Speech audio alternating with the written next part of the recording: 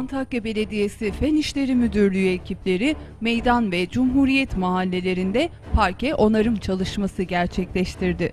Antakya Belediyesi ekipleri Meydan Mahallesi, Meydan Çarşısı girişi ile Cumhuriyet Mahallesi İpek sokaklarda bozulan yolda parke onarım çalışması gerçekleştirilerek hem şehir genelinde ulaşım kolaylığı sağlanıyor hem de şehre güzel bir görüntü kazandırılıyor.